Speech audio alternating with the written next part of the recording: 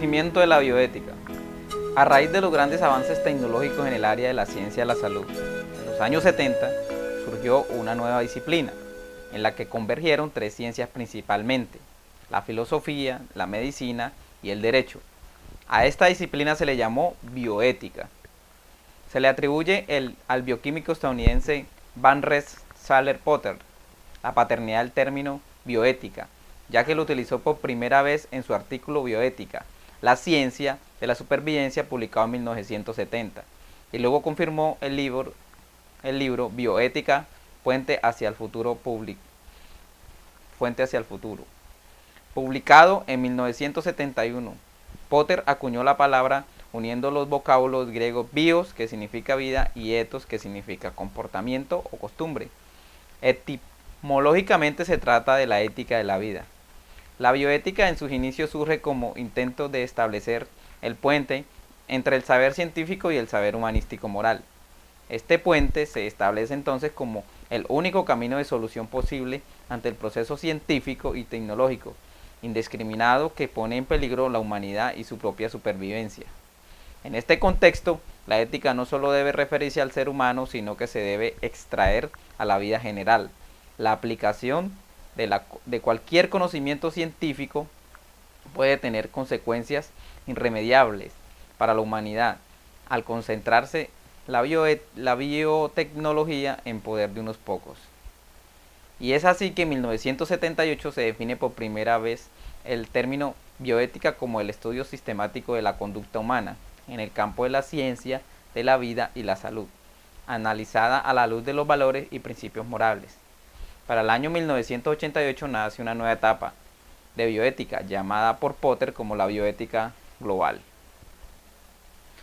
En esta etapa se sistematizan las ideas referentes a la construcción de un nuevo puente que une a la ética médica y a la ética medioambiental, considerando el bienestar humano en el entorno del respeto por el medio ambiente y la naturaleza. Y es en los años 90 que se dio paso al surgimiento de la siguiente etapa, que fue denominada bioética profunda, y que es aquella que explora los nexos que existen entre los genes y la conducta ética, ya que con el capitalismo los puentes entre el conocimiento empírico y las ciencias naturales y sociales ya no eran suficientes para garantizar la supervivencia.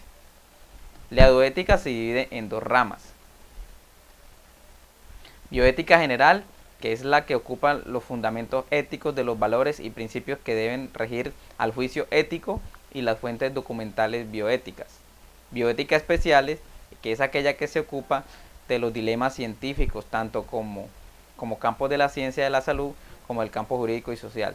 Temas como la relación médico-paciente, técnicas de fecundación asistida, aborto, la genética, la eutanasia, trasplantes, investigación de embriones en humanos, entre otros.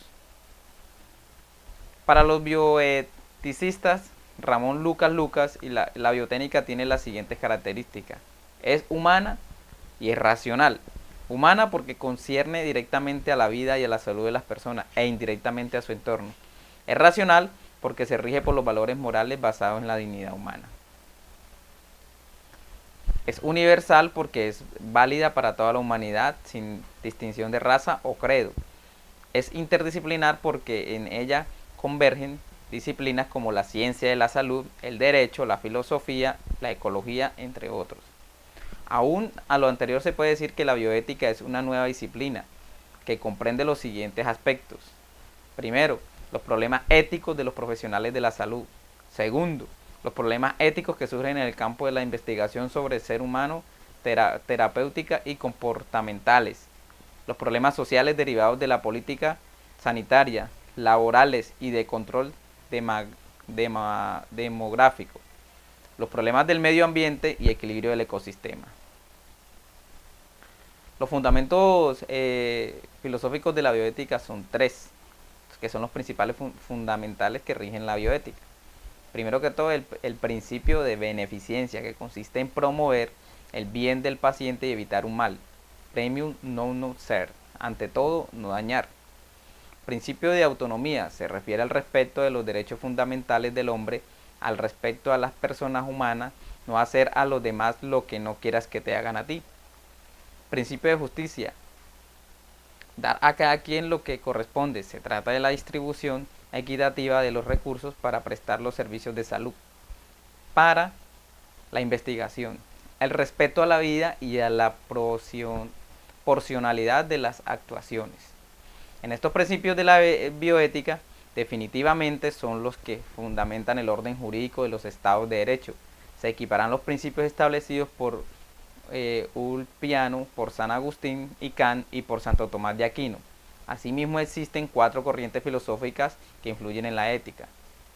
La primera es el naturalismo sociobiologista. Establece que la vida y la sociedad está sujeta a la evolución biológica y sociológica.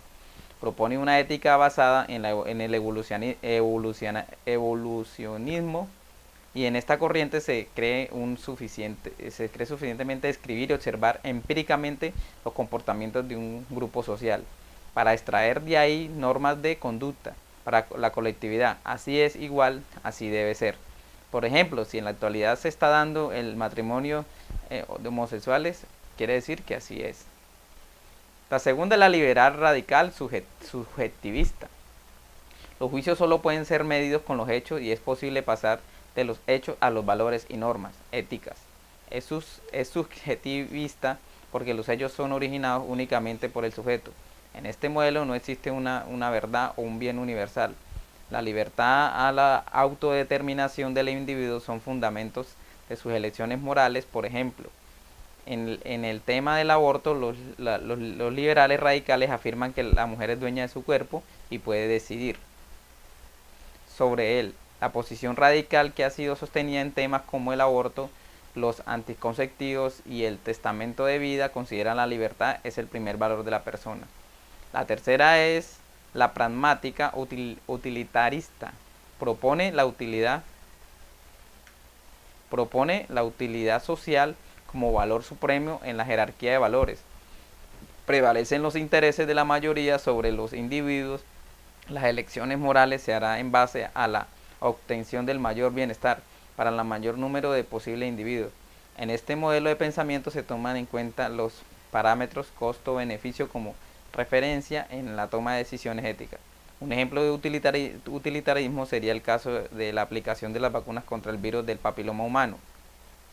En México, en los servicios médicos de seguridad social, se cuenta que una cierta cantidad de las vacunas cuyo costo es muy elevado, por lo tanto se decidió aplicar solamente a mujeres de edad entre 18 a 30 años, porque se consideró que las mujeres en este rango de edad son más propensas a contraer el virus, ya que en ese periodo suelen tener más relaciones sexuales.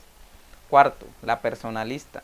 En esta corriente filosófica se considera el principio fundamental de la bioética es la dignidad de la persona humana. El valor primario es la vida y exige el ejercicio responsable de la libertad. Toma como centro a la persona humana, acepta indivisibilidad y unidad física, psíquica y espiritual desde el momento de la concepción hasta la muerte. La ley natural es el criterio de referenciar para determinar si un acto es bueno o malo, si es verdad o falso en el ámbito moral. Asimismo, el personalismo reconoce la importancia de respetar los seres animales y vegetales, aunque subordinándolos al bien de la persona. Estos modelos se basan en 5 principios. Primero, el valor fundamental de la vida. Suprimir la vida es privar a la persona humana de un bien fundamental. Segundo, el principio de corporeidad. La persona humana recibe el cuerpo, su individualidad y diferencia. El médico, a través del cuerpo del paciente, actúa sobre su corporeidad y con este acto interviene en la totalidad de personas y no solo actúa ante parte sino en su órgano. El tercer principio es la libertad y la responsabilidad. Las personas es responsable ante todo de su propio cuerpo. La ética del médico se basa en el consentimiento del paciente y en la relación que se alianza entre médico y paciente. El médico no debe actuar si no respeta la libertad del paciente, que tiene que ver con ser responsable en su corporeidad como un valor objetivo y no como un objeto disponible. Asimismo, El médico es una persona libre y responsable que debe prestar un servicio de calidad profesional y en ninguna manera puede ser reducido a un instrumento de voluntad del paciente. El médico es responsable del bienestar de su paciente, quien por su libre elección le ha confiado al médico su curación. Y el cuarto es el terapéutico. El terapéutico propone que es ilícito intervenir sobre un cuerpo de una persona después de otorgar consentimiento,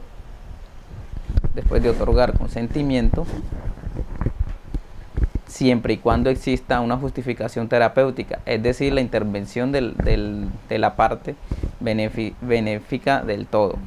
El quinto es el principio de la socialidad, subsidiariedad. Implica la necesidad que tiene una persona de ayudarse mutuamente con otras personas, pero reconociendo entre sí misma la dignidad de todos, como por ejemplo, este es el principio que tenemos en la donación de órganos, que se complementa con el principio terapéutico. También, por último, es pertinente recordar un principio importante a tomar en cuenta en la bioética personalista: no todo lo técnicamente posible es moral y admisible. El tercer tema que vamos a ver es la bioética jurídica o bioderecho. El rápido desarrollo de la tecnología en la ciencia de la salud ha derivado en una necesidad aparentemente de regularla. Dicha tecnología ha introducido en la sociedad del siglo XXI una especie de medicalización en la vida y por tanto juridicidad de la sociedad, entrelazando estrechamente la bioética y el derecho en una especie de simbiosis o unión disciplinaria. El derecho y la bioética se han unido para dar pie a una nueva disciplina jurídica que sistematiza y da coherencia jurídico-ética a las nuevas realidades que emergen en el ámbito de la conducta humana. Dicho en otras palabras, el bioderecho es una disciplina que estudia la conducta de los seres humanos desde el punto de vista de la ética y de la ciencia jurídica, y ante el desarrollo científico-tecnológico que ha alcanzado la humanidad, que se encarga de establecer los límites y regulaciones en el ámbito de la ciencia, la vida y la salud. De acuerdo a lo establecido en la Carta de los Derechos Fundamentales de la Unión Europea, estas regulaciones deben estar fundadas en los valores universales de la dignidad humana, la libertad, la igualdad y la solidaridad, y debe basarse en los principios de la democracia, del Estado del Derecho, creado en un espacio de justicia, libertad y seguridad, al citar a la persona humana en el centro de toda actuación, con el respeto a la vida como el valor supremo. Por ello es tan importante reforzar la protección de los derechos humanos en el marco de la evaluación de la sociedad y de los avances científicos y tecnológicos. De lo anterior se encarga el bioderecho basándose en las siguientes premisas, que son tres. La premisa científica: primero que todo, la premisa científica: si algo puede hacerse, alguien sin duda lo hará, por tanto habría que regularlo. La premisa bioética dice: no todo lo técnicamente posible es moralmente admisible. La premisa jurídica dice: no toda actuación humana deberá estar sustentada por la ley, respetando siempre los derechos fundamentales de las personas humanas, su vida y su dignidad. Por lo tanto, la investigación científica y los avances tecnológicos siempre deberán subordinarse a las normas jurídicas y éticas que protegen a la persona humana.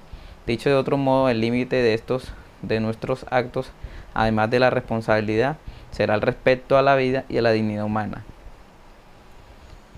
Como cuarto tenemos campos de acción del bioderecho. Los campos de acción del bioderecho son muchos y resulta en una suma importancia de hacer un análisis profundo de cada uno de ellos, pero en el presente trabajo solo se analizarán algunos temas teniendo en cuenta los dilemas éticos a los que se enfrenta la regulación jurídica. Primero, el bioderecho en el inicio de la vida humana, el estatuto jurídico del embrión humano o nasciturus. En la tradición doctrinaria que se ha sostenido la idea de que la persona física nace por el derecho a partir del nacimiento, es decir, a partir que es expulsado del vientre materno. Para el profesor Jesús Ballesteros, en el ámbito jurídico se distinguen tres sistemas. El sistema anglosajón, que niega la condición de sujeto de derecho al embrión y que lo considera objeto de experimentación materia biológica disponible, simple objeto, y es favorable a la clonación sin fines reproductivos. El modelo alemán, que se ocupa de una posición intermedia después de establecer que las técnicas de fecundación asistidas únicamente son lícitas si no hay otro modo de combatir la infertilidad o contraer enfermedades hereditarias. Asimismo, prohíbe tales técnicas a efecto investigativo en la FIT. Solo puede fecundar los embriones que serán implantados. El modelo iberoamericano, que define abiertamente el carácter personal del embrión y por tanto lo considera sujeto de derecho, el estatuto del embrión humano y la cuestión central de la bioética. En México, el jurista Rafael Rojina Villegas establece que el nasciturus tiene por personalidad antes de nacer para ciertas consecuencias de derecho, como son capacidad para heredar, para recibir legado y donaciones, y para ser heredero legatorio o donatorio. Se requiere tener personalidad jurídica, ya que por tales calidades se adquiere un derecho patrimoniales. Se pudiera decir que el nascituro está representado por sus padres, pero en esta representación descansa en la existencia del representado, de manera que se admite que el embrión humano es una persona que tiene una capacidad mínima para considerarlo sujeto de derecho. La legislación civil mexicana reconoce implícitamente la existencia del nascituro como persona, como cosa, por ello es inadmisible atentar contra su vida o su dignidad, valores fundamentales del ser humano. La legislación española se encuentra en una posición que se asemeja al modelo anglosajón, anteriormente escrito en la Ley 14 del 2016 del 26 de mayo sobre técnicas de reproducción humana asistida. Autoriza la congelación de embriones, la investigación con la misma previo consentimiento informado de los padres, así como el diálogo consentimiento informado de los padres, así como los diálogos preimplantatorios, pero sabe resaltar que le prohíbe la clonación en fines reproductivos. Técnica de reproducción asistida. Cada vez son más las parejas que les diagnostican infertilidad o esterilidad. Cuando eso es que ocurre, las técnicas de fecundación asistida. Las técnicas de fecundación asistida son aquellas encargadas mínimas de lograr el nacimiento de un ser vivo, cuando se tiene problema para lograr como la vía natural. Estas técnicas, que se citarán con la sigla en inglés, se dividen en dos grupos. Técnicas de fecundación intracontemporánea, entre las que están inseminación artificial y la transferencia intratubárica de gametos. Se llama GITS. Son las siglas anglosajonas, entre otras, y técnicas de fecundación extracorpórea, o como la fecundación in vitro, con la transferencia de los embriones, transferencia intravárica y cigotos, inyección intracitoplasma, llamada FIVET y CIF.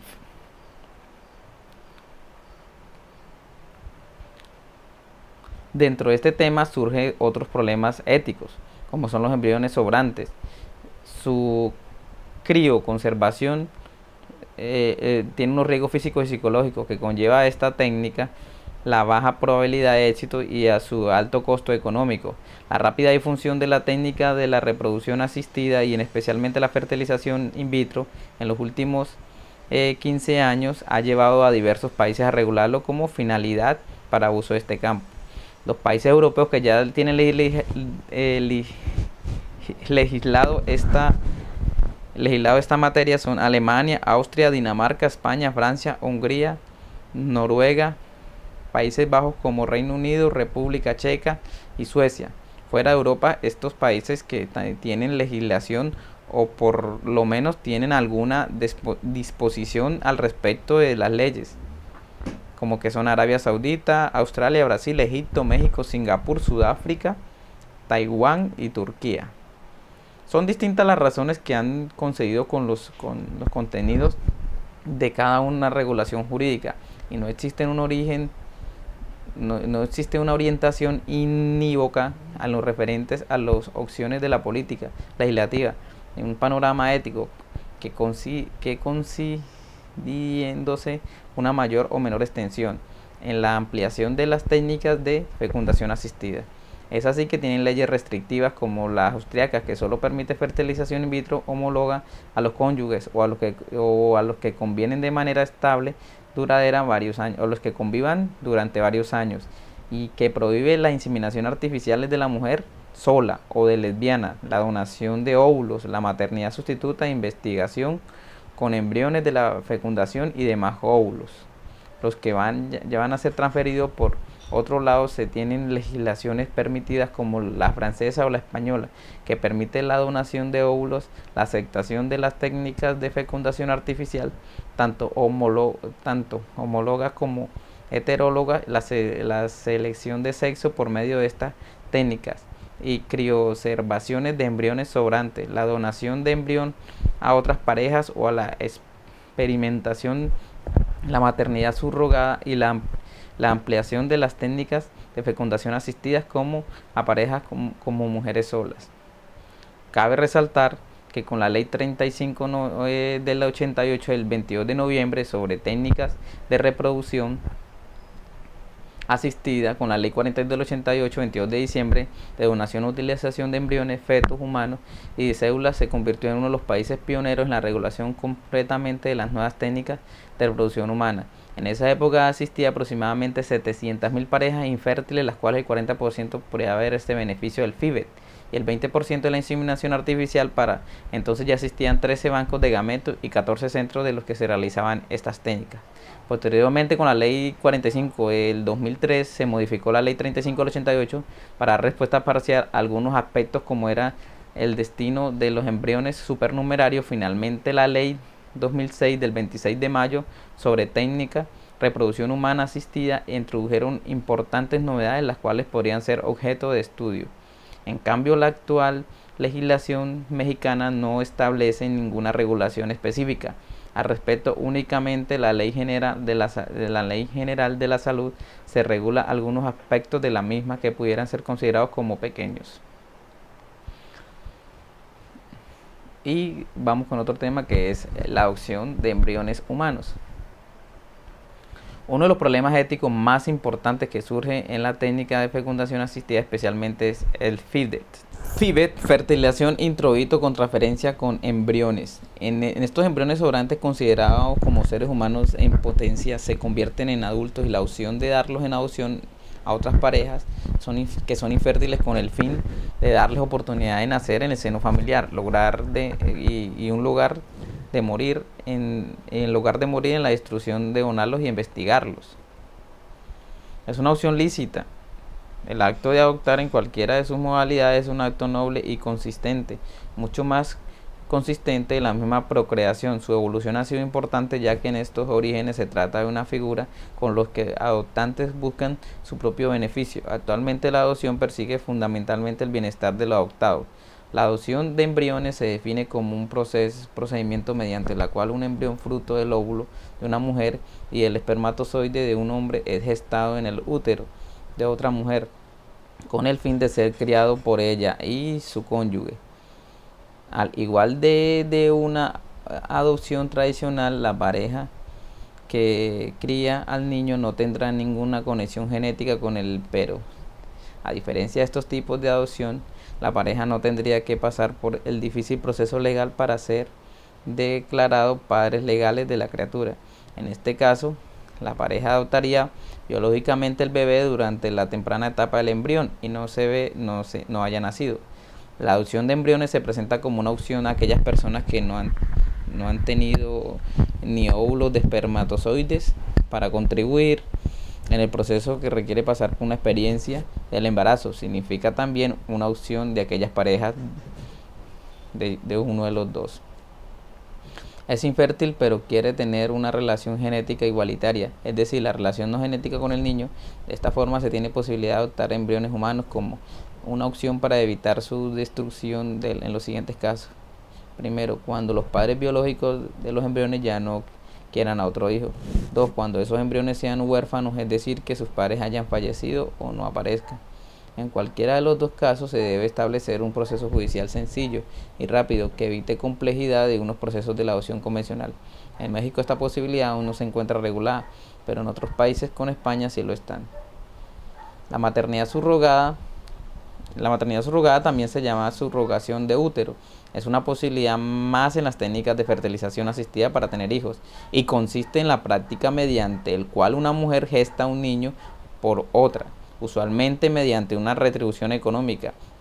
Está indicada en casos de esterilidad femenina, cuando no se puede gestar la malformación del útero, y extracciones en el caso de los abortos repetidos. La eutanasia, que significa buena muerte, se define como acto o método que aplica para producir la muerte sin dolor y finalizar el sufrimiento del paciente terminal. También se define como muerte intencional de un paciente producida por una autoeutanasia o por omisión. Quien lo tiene con cuidado. La eutanasia es un motivo constante de debates, de un dilema moral profundo. La nueva tecnología médica permite salvar muchas vidas y también prolongar a veces formas inadecuadas como irmas. Por otro lado, se afirma que la eutanasia es un medio para evitar sufrimiento innecesario y la degradación del ser humano, pero antes de esto se debe analizar lo que médicamente apropiados y lo que moralmente admisible. Las propuestas para legislar la eutanasia suelen apelar a la libertad del enfermo para decidir como su autonomía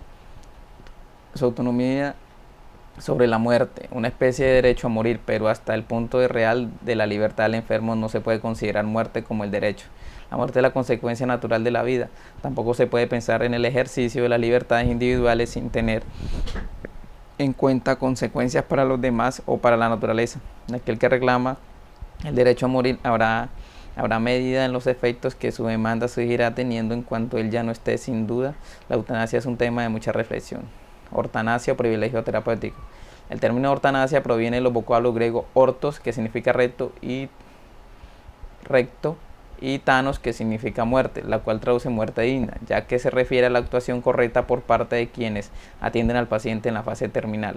La eutanasia se refiere al derecho que tiene el paciente a morir dignamente sin que se utilicen medios desproporcionados y extraordinarios para mantenerlos con vida, y que sean acciones dirigidas al activo y totalmente que ellas son enfermedades que no respondan al tratamiento curativo, incluyen control del dolor y otros síntomas, así como la atención del psicológico del paciente.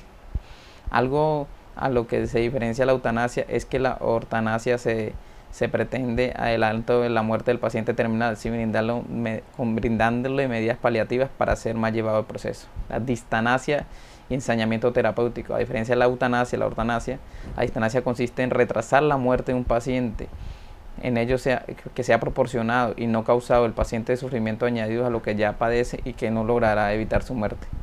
A la distanasia también se le llama obstinación terapéutica y ensañamiento o encarnizamiento terapéutico, y con ella se aplican los medios extraordinarios para la prolongación precaria y penosa de la vida. En este caso, las personas pueden renunciar lícitamente del llamamiento testamento vital o la voluntad anticipada, a que llegado el momento se le aplique medios extraordinarios para mantenerlos con vida. Para que se considere un ensañamiento se debe tomar en cuenta los siguientes supuestos: que la terapia aplicada sea inútil, ineficaz y que se cause sufrimiento al paciente, que los medios terapéuticos, las intervenciones sean excepcionales o desproporcionales. Al respecto, encíclica Evangelium Vitae establece la siguiente: se trata ciertamente de la obligación moral de curarse y hacerse curar, pero tal obligación debe confrontarse con la situación concreta. Es necesario valorar si medios terapéuticos y dispositivos son objetivamente proporcionados a la prosperidad de mejorar la renuncia. De Dios extraordinario proporcionado no se equivale al suicidio o a la eutanasia, más bien expresa la aceptación de la condición humana y de la muerte. En España, el gobierno de Andalucía aprobó en junio del 2009 el proyecto de ley de derecho y garantía, dignidad a las personas proceso de la muerte. A las personas en el proceso de la muerte, una legislación pionera en este país que se encarga de regular los derechos de los pacientes y los deberes de los profesionales de la salud, centrados de centros sanitarios tanto públicos como privados.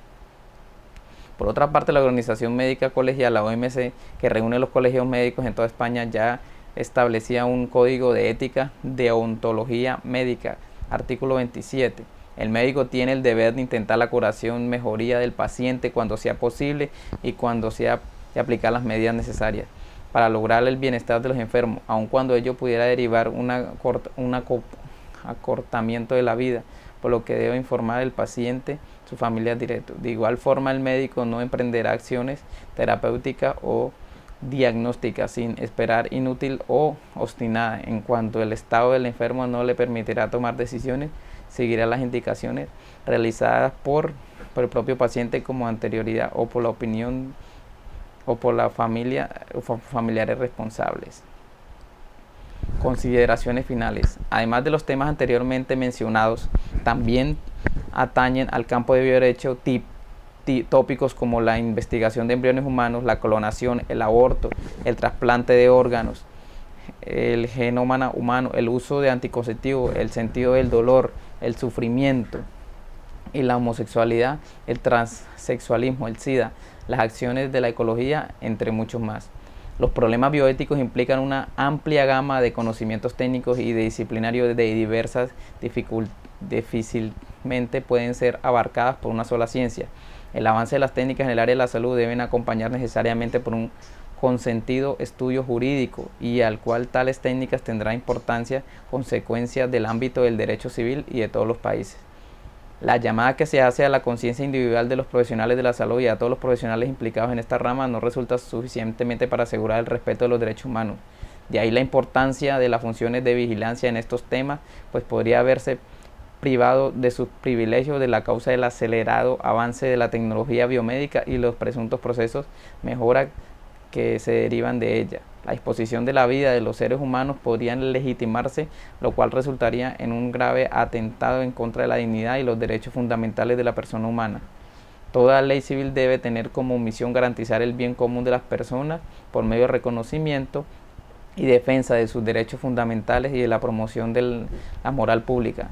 La ley civil debe tolerar ocasionalmente y por el bien público lo que puede prohibir sin causar daños graves a la sociedad. No obstante, los derechos inalienables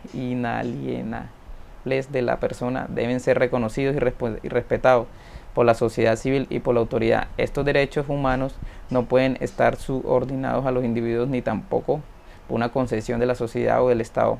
Pertenecen a la naturaleza humana y son inertes a las personas.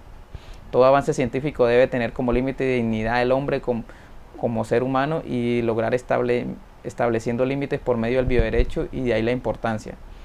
A través de nuestra práctica profesional en nuestros derechos civiles hemos esforzado para formar leyes positivas que no limitan este campo y es necesario que se prohíban todas las prácticas contrarias a la vida y a la dignidad de las personas humanas.